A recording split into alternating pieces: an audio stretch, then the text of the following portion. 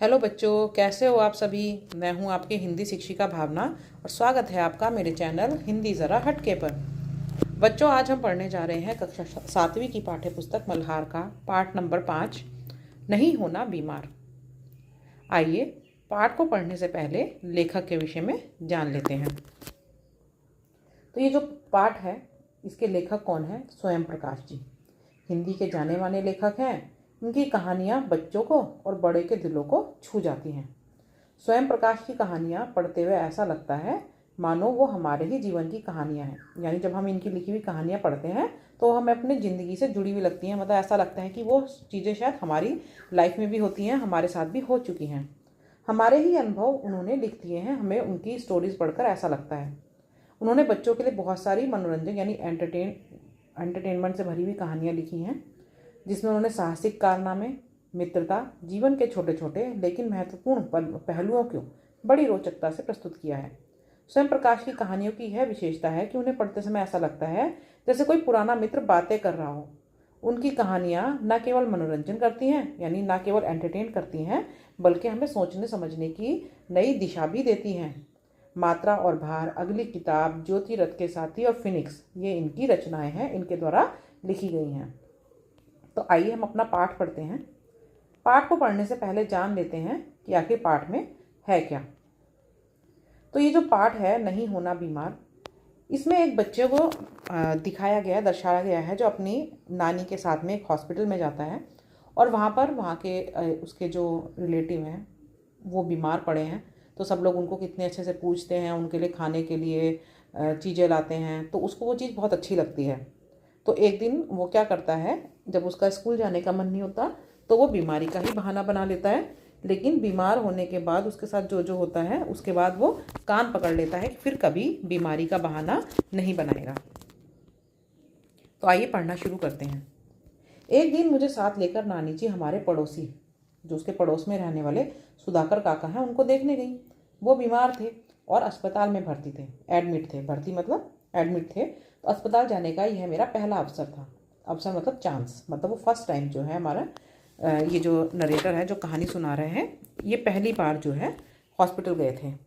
एक बड़े से वार्ड में एक जैसे पलंग लाइन से लगे हुए थे। आपने देखा हो हॉस्पिटल में जो है प्राइवेट अलग अलग टाइप के वार्ड होते हैं। कोई प्राइवेट वार्ड होता है, एक जनरल वार्ड होते हैं, ठीक है, एक सेमी प्राइवेट भी होता है। तो इसी तरह एक वार्ड था जहाँ पर लाइन से पलंग लगे हुए थे। इसका मतलब ये जनरल वार्ड था, जहाँ पर नॉर्मली लोग जो है एडमिट रहते हैं। प्राइवेट वार्ड में आप ज़्यादा पैसे लगते हैं, आप अकेले एक रूम में रह सकते हो, और सेमी प्राइवेट में 2 या 4 के साथ शेयर किया जाता है रूम। सब पर एक जैसी सफ़ेद चादर और लाल कंबल, यानी जितने भी पलंग बिछे हुए थे सब पर क्या था, सफ़ेद रंग की चादर बिछी हुई थी और लाल रंग के कंबल पड़े हुए थे। सफ़ेद दीवारें थीं उस हॉस्पिटल की, छत ऊंची थी और खिड़कियों पर हरे पर्दे लगे हुए थे और फर्श जो है वो एकदम चमक रहा था। एक पलंग पर सुधाकर काका लेटे हुए थे। एकदम पास पहुंचने पर दिखाई दिया, मतलब बहुत सारे बेड थे। तो जब वो सुधाकर काका के बेड के पास पहुंचे तो उन्होंने देखा एक बेड पर जहाँ पर वो सुधाकर काका लेटे हुए थे। तो हमें देखकर सुधाकर काका बहुत खुश हो गए। नानी जी ने उनके सर पर हाथ फेरा, आप देख भी सकते हैं पिक्चर में, और उनके सिरहाने खड़ी हो गई। सिरहाने मतलब सिर की तरफ, और हालचाल पूछने लगी। आप देख सकते हैं नानी जी कहाँ खड़ी हैं, उनके सिर की तरफ खड़ी हुई हैं। तो इसको बोलते हैं सिरहाने। हाँ, अस्पताल का माहौल मुझे बहुत अच्छा लगा। अब जो हमारा कहानी सुना रहा है बच्चा नरेटर, वो बोल रहे हैं कि अस्पताल का जो माहौल था वो मुझे बहुत अच्छा लगा। बहुत बड़ी बड़ी खिड़कियाँ के पास में हरे हरे पेड़ जो हैं वो झूम रहे थे, मतलब हिल रहे थे हवा से। ना ही कोई ट्रैफिक की आवाज़, ना शोर, ना ही धूल, ना मच्छर, ना मक्खी। सिर्फ लोगों की धीरे धीरे बात करने की धीमी धीमी गुनगुन, मतलब जब लोग धीरे धीरे बात करते हैं वो आवाज़ आती है, ऐसी आवाज़ आ रही थी, वरना बिल्कुल शांति थी। तभी सफ़ेद कपड़ों में एक नर्स आई, ये आप देख सकते हैं। नर्स ने नानी जी को देखकर अभिवादन में सिर हिलाया, जैसे नमस्ते करते हैं ना हम लोग, तो इस तरह नानी जी को देखकर उन्होंने नमस्ते के मतलब उसमें सिर हिलाया और काका को दवाई खिलाई। नानी जी काका के लिए साबूदाने की खीर बनाकर लेकर गई थी। उन्होंने नर्स से पूछा कि ये खीर खिला दूं, और नर्स ने भी हाँ बोल दिया। तो नर्स के जाने के बाद नानी जी ने चम्मच से धीरे धीरे काका को साबूदाने की खीर खिलाई। काका ने बहुत स्वाद लेकर खाई। स्वाद लेकर मतलब बहुत मज़ा, उनको टेस्टी लगी तो वो उसको खा रहे थे।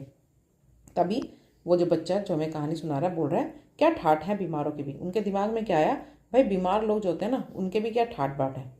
क्यों? मैंने सोचा ठाट से मतलब पूरे उससे मज़े से साफ सुथरे बिस्तर पर लेटे रहो, साबूदाने की खीर खाते रहो।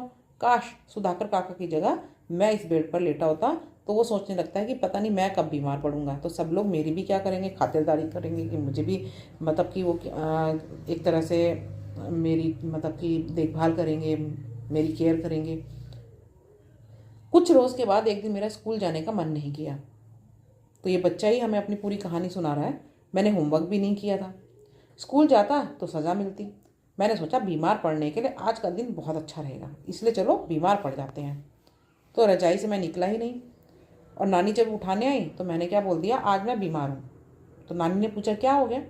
तो जो बच्चा है उसने बोला मेरे सिर में दर्द हो रहा है, पेट भी दुख रहा है, यानी पेट में भी दर्द हो रहा है और बुखार भी है। नानी जी चली गई। मैं रजाई में पड़ा पड़ा घर में चल रही गतिविधियों का अनुमान लगा रहा था। गतिविधि मतलब एक्टिविटी, जो भी सब लोग काम कर रहे थे, मैं अनुमान लगा रहा था कि ये कर रहा होगा, ये कर रहा होगा। जैसे उसने बोला अब छोटे मामा नहा कर निकले हो, अब कुसुम मौसी रोज़ की तरह नाश्ता छोड़कर कॉलेज बस पकड़ने के लिए भागी, अब मुन्नू अपना जूता ढूंढ रहा है और छोटे मामा ने साइकिल उठाई और अब सब चले गए, घर में मैं अकेला रह गया। मतलब ये वो अपने बेड में लेटा लेटा आवाज़ सुनकर ही जो है वो अनुमान लगा रहा था। पता नहीं कब झपकी सी आ गई, यानी नींद आ गई छोटी सी। तभी नाना जी आए, पूछने लगे क्या हो गया, क्या हो गया। तो जब नाना जी, ये देखिए नाना जी आए हैं, तो ये पूछने लगे क्या हो गया। तो बच्चा कह रहा है मैंने बोल दिया बुखार आया है। कराते हुए बोला, कराते हुए मतलब जब आपकी तबीयत खराब होती है तो मुंह से आवाज़ निकलती है ना, उस तरह से। तो देखो देखें, नाना जी ने बोला। उन्होंने रजाई हटाकर मेरा माथा छुआ। जब भी हमें कोई बीमार ऐसा लगता है कि हमें बुखार है तो मम्मी पापा क्या करते हैं, हमारे माथे पर हाथ रख कर देखते हैं, हमारा हाथ पकड़ कर टच करके देखते हैं। तो उन्होंने भी ऐसे ही किया। फिर पेट देखा और नब्ज़ देखने लगे। तो पेट पे टच करके, जैसे डॉक्टर देखते हैं आपके कभी पेट में दर्द हो तो दबा दबा कर देखते हैं, और नब्ज़ मतलब जो पल्स देखते हैं ना हाथ की पकड़ कर, वो सब देखने लगे उसके नाना जी। तभी नानी जी भी आ गई, पूछने लगी क्या हुआ। तो नाना जी ने उनको क्या बोला, बुखार तो नहीं लग रहा है, क्योंकि बुखार वगैरह होता है ना तो टच करने से ही पता चल जाता है कि हाँ भाई किसी को, किसी भी बंदे को बुखार है। तो मैंने क्या बहाना बना दिया, मैंने बोला आपको ऐसे पता नहीं चलेगा, थर्मामीटर लगा कर देखो। क्यों? बच्चा बोल रहा है क्योंकि मुझे पता था कि घर में कोई है नहीं, और थर्मामीटर लगा भी लिया तो उसे देखना ना नाना जी को आता है ना नानी जी को आता है। इसलिए खुद को बीमार करने के लिए मैंने ये चाल चली थी। पर घर में थर्मामीटर ढूंढा गया लेकिन मिला ही नहीं। शायद कोई मांग कर ले गया हो, जैसे हमारे घर में भी होता है ना, पड़ोसी मांग कर ले गए, किसी को ज़रूरत पड़ी तो उसने मांग लिया। तभी नाना जी की आवाज़ आई, ले पुड़िया खा ले। पुड़िया मतलब वो दवाई लाए थे। पुड़िया में जैसे जिस हिसाब से इन्होंने इसमें बताया है तो ऐसा लग रहा है जैसे उसके नाना जी जो हैं वो वैद्य हैं, तो वो अपनी एक दवाई बना के लाए। ना चाहते हुए भी मुझे वो कड़वी पुड़िया खानी पड़ी और काढ़े जैसी चाय पीनी पड़ी।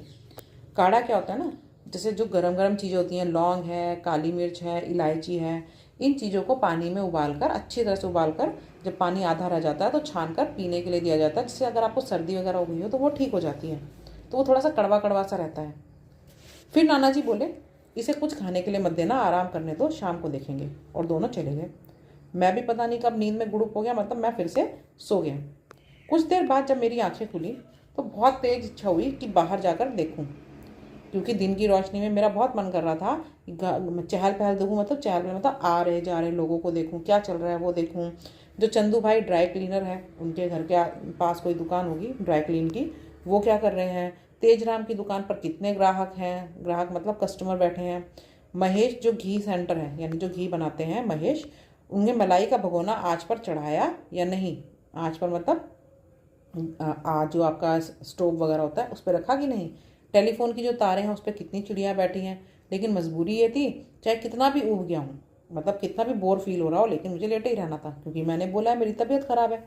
कुछ देर उधर उधर की सोचता रहा, स्कूलों के बारे में सोचता रहा, दोस्तों से जो बातें हैं वो सोचता रहा। फिर लेटे लेटे पीठ दुखने लगी। ऐसा होता है ना जब आप बहुत ज़्यादा लेटते हो तो आपकी पीठ में दर्द होने लगता है। वो भी यही बोल रहा है कि मैं सुबह से लेटा था तो अब मेरी पीठ में दर्द होने लगा, इसलिए थोड़ी देर उठकर बैठ गया। लेकिन जैसे ही बाहर से किसी के आने की आहट हुई तो फिर से लेट गया। नाना जी आए और बोले अब कैसा है सिर दर्द। तो मैंने कहा ठीक है, लेकिन फिर वो मुझे दवाई की एक पुड़िया और खिला के चले गए। अचानक अब मुझे भूख सी लगने लगी।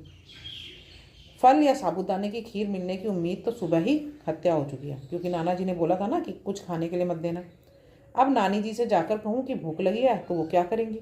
ज़्यादा से ज़्यादा दूध दे देंगी पीने के लिए, या नाना जी से पूछने चली जाएंगी कि वो कह रहा है भूख लगी है, और नाना जी क्या कहेंगे?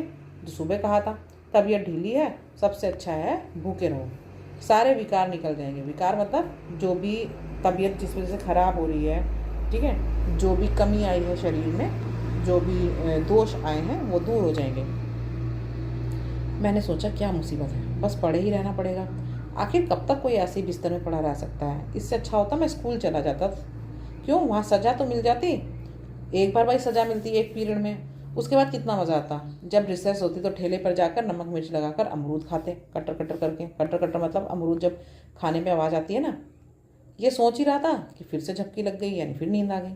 लेकिन भूख के कारण नींद भी तो नहीं आ रही थी, जरा सी आंख लगती थी और खाने की मतलब सोने के बाद भी क्या दिखाई दे रहा था? खाने की ही चीज़ें दिखाई दे रही थी।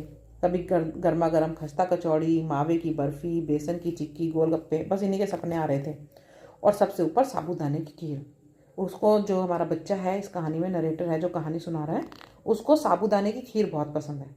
इसीलिए बोलता है पता नहीं साबूदाने की खीर सिर्फ उपवास मतलब जब आप व्रत रखते हो ना, फास्टिंग, और बीमारी में ही क्यों बनाई जाती है। जैसे गुजिया हैं वो सिर्फ होली पे, दिवाली पे बनाई जाती हैं। पंजीरी सिर्फ पूर्णिमा के दिन ही बनाई जाती है। क्यों? क्या ये सब जब भी इच्छा हो तब बनाया जाना चाहिए ना? कोई मना कर थोड़ी ना करता है बनाने से। जब भी आपको लगे कि हाँ हमें ये खाना है तो तब बना लेना चाहिए, लेकिन नहीं, एक पर्टिकुलर टाइम पे ही बनती हैं ये चीज़ें। वो सोचने लगा, हे भगवान, यह तो अच्छी खासी बोरियत हो गई। बोरियत मतलब बोर। पूरा दिन लेटा रहा। शाम हो, क्या शाम को भी नाना जी बाहर नहीं जाने देंगे? सारे बच्चे जो हैं हल्ला मचाते हुए आंगन में खेल रहे होंगे, और मैं बिस्तर में पड़ा पड़ा झक मार रहा हूँगा। झक मार रहा हूँगा मतलब बोर हो रहा हूँगा। अब क्या, अक्लमंद और बनो बीमार। अक्लमंद मतलब ज़्यादा इंटेलिजेंट बन रहे थे, और बनो बीमार। और आज दिया गया होमवर्क, अब जो स्कूल में वर्क करा होगा किससे कॉपी मांगूंगा? आज जो होमवर्क दिया है उसके बारे में कैसे पता चलेगा? मैं रुआसा हो गया। रुआसा मतलब मेरी रोने वाली हालत हो गई। ऐसा लग रहा था रो दूँ। पास के कमरे में खटर पटर मतलब जो आवाज़ें आ रही थी उससे फिर से मैंने अंदाज़ा लगाया मुन्नू जो है वो स्कूल से आ गया। तो क्या 1 बज गया? यानी 1 बजे उसका जो भाई है वो आता होगा। अब बर्तनों की आवाज़ आ रही है, शायद सब लोग खाना खाने के लिए बैठ रहे हैं। मुन्नू वो सोचने लगा कि मेरा भाई मुझे एक बार भी देखने नहीं आया, और शायद आया भी हो दबे पाँव, मतलब चुपके से आया हो, क्योंकि उसको ये लगा होगा कि मैं सो रहा हूँ, और वो सो फिर वापस चला गया होगा। तो आवाज़ से उसको क्या लग रहा था कि सब लोग खाना खा रहे हैं, क्योंकि सबके चबाने की आवाज़, जो च्यू कर रहे थे ना सब लोग खाने को, उसकी आवाज़ें आ रही थी। तो सोचने लगा, देखो किसी ने एक बार भी आके नहीं पूछा कि तू क्या खाएगा। अगर वो पूछते तो मैं ज़्यादा से ज़्यादा क्या बोलता कि साबूदाने की खीर दे दो। मैं कोई ताजमहल थोड़ी ना मांग लेता उनसे। लेकिन नहीं, भूखे रहो, इससे सारे विकार निकल जाएंगे। विकार मतलब जो भी कमी आई है शरीर में वो ठीक हो जाएगी। विकार निकल जाए मतलब जो भी कमी आई है वो ठीक हो जाए, चाहे इसके चक्कर में तुम खुद शिकार हो जाओ। मतलब कि चाहे आप भूखे, खुद से ही भूख के मारे परेशान हो जाओ, लेकिन भूखे रहकर विकार निकालने जरूरी हैं। जो कमी आई है वो निकालनी जरूरी है। फिर सोचने लगा, आज घर में क्या बना होगा? खुशबू से तो लग रहा है चावल दाल बने हैं, दाल चावल। अरहर की दाल में हींग और जीरे का बघार मतलब छौंक लगाया है, ऊपर से बारीक कटा हुआ हरा धनिया, आधा चम्मच देसी घी, और फिर उसमें नींबू निचोड़ा। थोड़ा सा इस बीमार को भी दे दो कोई, सोचने लगा। लेकिन खुशबू तो किसी और चीज़ की है। क्या हरी मिर्च तली गई है? मतलब बोल रहा है कि दाल चावल की खुशबू तो आई है, साथ में ऐसी खुशबू भी आ रही है कि किसी ने हरी मिर्च तली है और उसे दाल चावल में मसल कर खा रहे हैं, यानी दाल चावल के साथ उसको मिलाकर खा रहे हैं। और जब नहीं रहा गया तो मैं रजाई फेंक कर खड़ा हो गया और दबे पाँव मतलब चुपके से जाकर दरवाजे पर तक गया और चुपके से झाँक कर देखने लगा। दबे पाँव का मतलब होता है जैसे इतने धीरे धीरे चलना कि उसकी आवाज़ ही ना पता चले। हाँ, तो अभी से पता चला दाल चावल ही बने हैं और साथ में तली हुई हरी मिर्चें भी हैं। और उसने क्या देखा कि उसका जो भाई है मुन्नू वो आम चूस रहा है। फिर वो सोचने लगा, आम इस मौसम में कहाँ से आए? फिर उसे ध्यान आया, जरूर बम्बई वाले चाचा जी ने भेजे होंगे।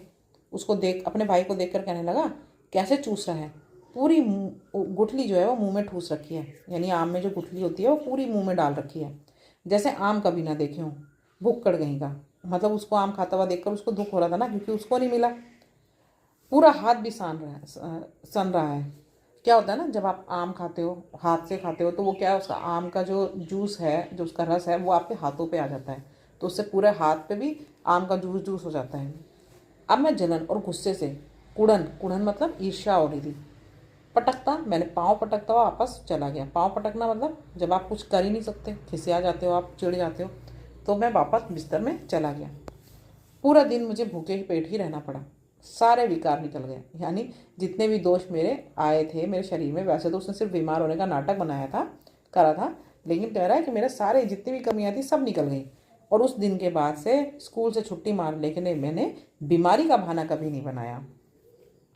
उन्हें समझ में आ गया था कि बीमार होना उतना भी अच्छा नहीं है जितना मैं सोच रहा था। आइए मेरी समझ से देखते हैं, तो हमें ऑप्शन सही लग रहे हैं उनके आगे तारा बनाना है। तो पहला प्रश्न है कि बच्चे के विद्यालय ना जाने का मुख्य कारण क्या था, कि बच्चा उस दिन स्कूल क्यों नहीं गया था। क्योंकि उसका विद्यालय जाने का मन नहीं था। जी हाँ, उसने बोला कि मेरा आज विद्यालय जाने का मन नहीं था, तो सोचा आज बीमारी का बहाना बना लेता हूँ। उसका साबूदाने की खीर खाने का मन था, नहीं, वो तो उसे मिली ही नहीं थी। उसने गृह कार्य नहीं किया था, हाँ ये भी था। उसने 2 रीज़न बताए थे कि आज मेरा स्कूल जाने का मन भी नहीं है, और साथ ही जो होमवर्क मिला था वो मैंने नहीं किया, इसलिए मुझे सज़ा मिलेगी, इसलिए आज मैं बीमारी का बहाना बना लेता हूँ। दूसरा प्रश्न है, कहानी के अंत में बच्चे ने कहा कि इसके बाद स्कूल से छुट्टी मारने के लिए मैंने बीमारी का बहाना कभी नहीं बनाया। और ये जो डिसीजन है ये उस बच्चे ने क्यों लिया था। घर में रहने के बजाय विद्यालय जाना अधिक रोचक है, उसको ऐसा लगा। इंटरेस्टिंग है, रोचक मतलब इंटरेस्टिंग है। बीमारी का बहाना बनाने से साबूदाने की खीर नहीं मिलती। तीसरा ऑप्शन है, झूठ बोलने से झूठ के खुलने का डर हमेशा बना रहता है।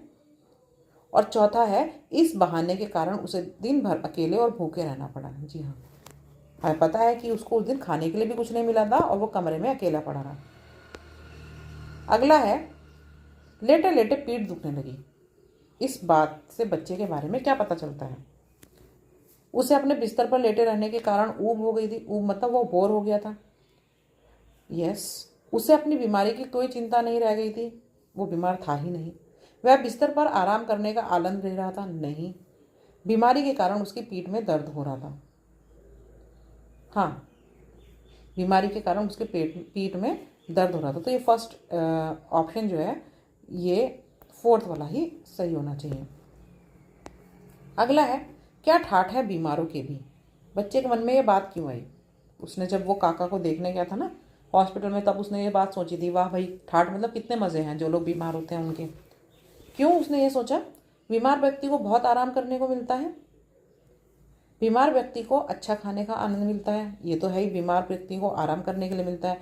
फिर बीमार इंसान को खाने भी अलग से, मतलब उसको खाने के लिए दिया, जैसे फ्रूट्स वगैरह दिए जाते हैं, हाँ, या फिर जो उसको पसंद हो, दलिया, जैसे उसको साबूदाने की खीर पसंद थी। बीमार व्यक्ति को विद्यालय नहीं जाना पड़ता, ये भी पता है उसे। बीमार व्यक्ति अस्पताल में शांति से लेटा रहता है, नहीं, हर कोई बीमार अस्पताल में एडमिट नहीं होता। तो ये 3 ऑप्शन मुझे इसके ठीक लग रहे हैं। आगे है मिलकर कली मिलान। तो हमें क्या करना है, जो शब्द दिए गए हैं उनको अर्थ से मिलाना है। तो हमारा पहला शब्द है साबूदाना। साबूदाने को हम मिलाएंगे ईंट से। सागू नाम का एक वृक्ष है, उसका तना जो है उसका पहले उसमें आटे के रूप में इसको बनाया जाता है, उसके बाद कूटकर इनका दानों के रूप में सुखा लिया जाता है। फिर है वार्ड, यानी किसी भी विशेष काम के लिए, विशेष मतलब स्पेशल काम के लिए बनाया गया एक स्थान। वार्ड में क्या होता है, वहाँ पे जो हमारे पेशेंट है वो एडमिट रहते हैं, तो वो सिर्फ उन लोगों के लिए बनाया गया एक स्थान होता है जहाँ पर पेशेंट्स रहेंगे। नर्स कौन होती है, जो होता है या होती है जो व्यक्ति रोगियों की, घायलों की, या वृद्ध मतलब बूढ़े लोगों की देखभाल करते हैं, उनको बोलते हैं। अब है रजाई। रजाई क्या होता है, ये एक प्रकार का जाड़े मतलब सर्दी में ओढ़ने वाला कपड़ा होता है, दोहरा होता है, जिसमें के अंदर रुई भरी होती है। अब है थर्मामीटर। थर्मामीटर हमें पता है शरीर का तापमान यानी कि टेम्परेचर नापने के लिए एक छोटा सा यंत्र होता है। काढ़ा क्या होता है, काढ़ा कई तरह की जड़ी बूटियों को मिलाकर उबालकर उसका रस बनाया जाता है, वो होता है काढ़ा, जो सर्दी जुकाम खांसी बुखार और पाचन यानी डाइजेशन से रिलेटेड जितनी भी आपको प्रॉब्लम हो रही है उन सब में काफ़ी बेनिफिशियल होता है। अब है ड्राई क्लीनर। ड्राई क्लीनर क्या होता है? जो रेशमी, ऊनी या मलमल या नाजुक कपड़े, जो भी डेलिकेट कपड़े होते हैं ना, उनको बिना साबुन, बिना डिटर्जेंट के मशीनों से साफ करने वाला व्यक्ति। ताजमहल क्या है? ताजमहल उत्तर प्रदेश के आगरा शहर में स्थित है। ये 17वीं शताब्दी में निर्मित एक विश्व प्रसिद्ध स्मारक है जो सफ़ेद संगमरमर से बना है। और अरहर क्या है? अरहर एक प्रकार की दाल होती है जिसको हम तुअर दाल भी बोलते हैं। तो बच्चों, ये था आपका पाठ। मैं आशा करती हूँ कि आपको ये पाठ समझ में आया होगा। अगर समझ में आया है तो चैनल को सब्सक्राइब कर देना, वीडियो को लाइक कर देना। मिलते हैं अगले भाग में। धन्यवाद।